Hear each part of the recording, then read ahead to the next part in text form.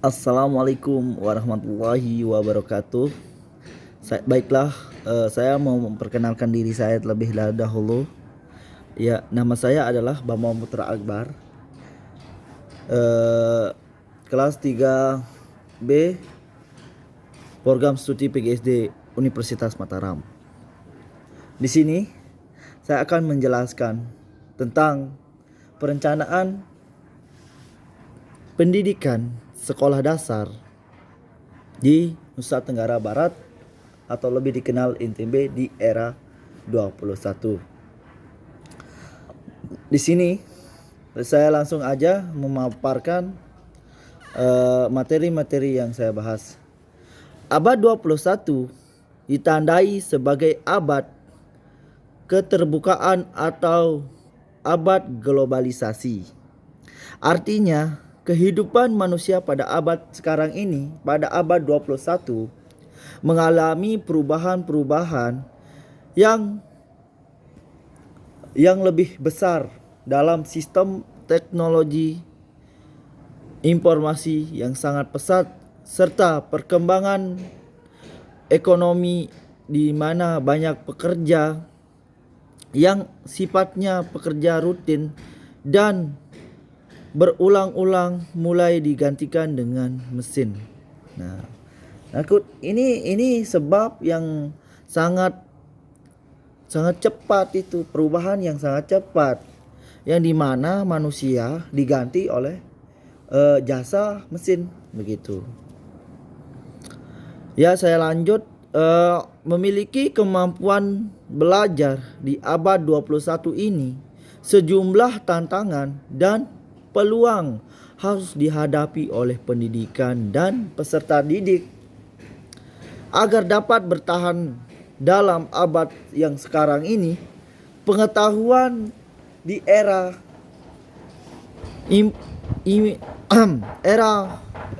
reformasi atau informasi pada zaman ini,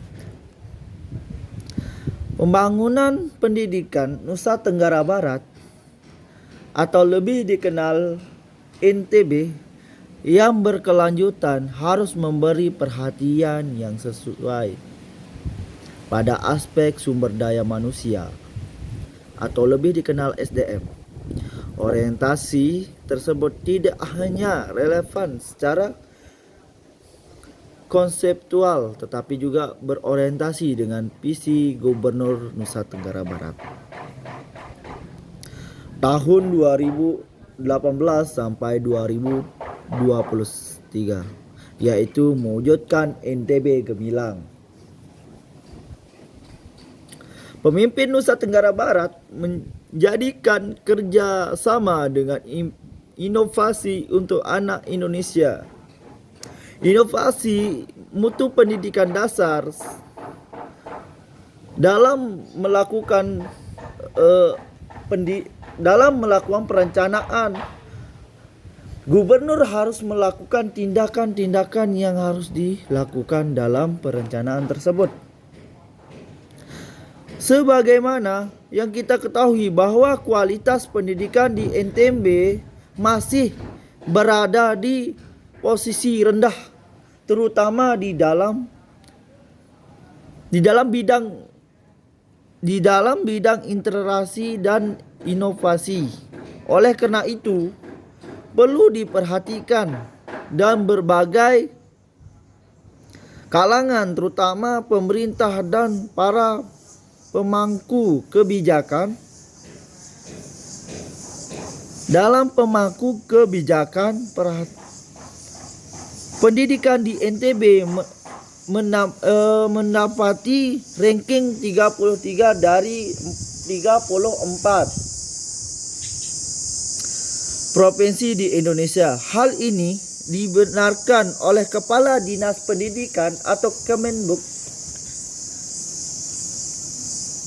Provinsi Nusa Tenggara Barat, Haji Rumansa, berdasarkan data Kementerian Pendidikan dan Kebudayaan atau lebih dikenal Kemendikbud.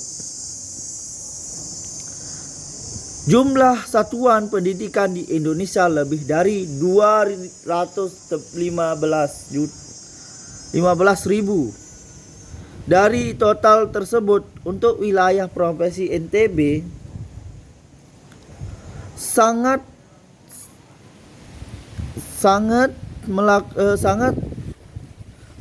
melakukan sangat baik. Saya lanjutkan. Menurut Bapak Haji Rumansa, Kepala Dinas Pendidikan dan Kebudayaan, bahwa kualitas pendidikan tingkat SD, SMP, SMA yang menjadi kawasan kabupaten kota, kondisi juga tidak jauh berbeda. Mutu pendidikan menjadi masalah serius yang harus kita benahi bersama. Maka dari itu, bagaimana upaya perencanaan pendidikan yang tepat di Nusa Tenggara ini? Yang pertama adalah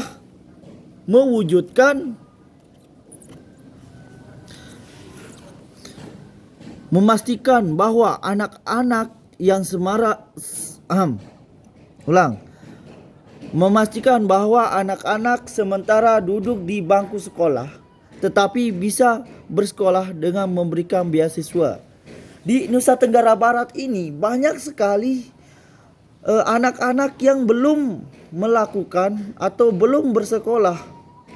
Nah, maka dari itu kebijakan ini sangat tepat untuk menjamin bahwa anak-anak itu agar bisa bersekolah dengan sangat baik begitu. Yang kedua yaitu membutuhkan kesadaran pentingnya membaca.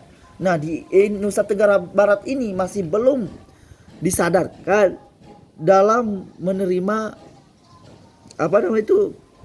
belum disadarkan bahwa anak-anak di Indonesia ini atau lebih difokuskan di Nusa Tenggara Barat ini masih belum dikatakan rajin membaca atau tekun membaca.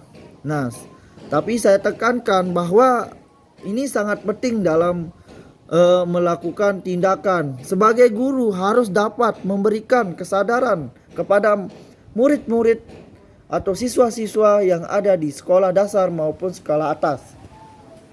Yang ketiga itu adalah menjangkau seluruh anak usia sekolah, termasuk yang berada di wilayah terpencil dan pesisir, sekalipun dengan program SD, SMP atau satu atap. Di sini saya berpendapat bahwa di NTB ini masih kurang, dikatakan pendidikannya sangat tidak merata karena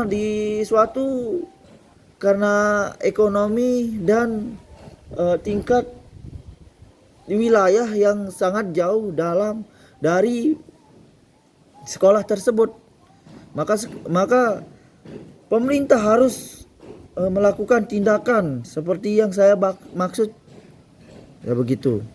Yang kelima itu adalah menambahkan fasilitas atau prasarana di dalam sekolah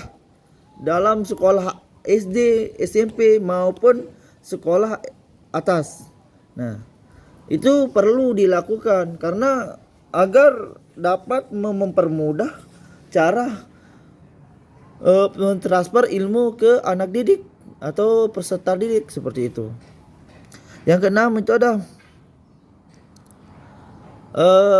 mengadvokasi pelaksanaan peraturan daerah nomor 4 tahun 2015 tentang penyelenggaraan pendidikan yang memberikan implikasi hukum. Nah, itu saja. Nah, saya simpulkan bahwa di Nusa Tenggara Barat ini harus meningkatkan segi informasi dalam kegiatan-kegiatan yang dilakukan agar kebijakan-kebijakan itu bisa terlaksanakan, bisa dilakukan oleh pemerintah setempat, yang dimana pemerintah itu harus berkomunikasi lewat staf-staf masing-masing. Mungkin ini aja yang saya sampaikan. Wabillahi taufiq wal hidayah. Assalamualaikum warahmatullahi wabarakatuh. Mungkin ada kesalahan atau kekurangan, mohon maaf. Dah.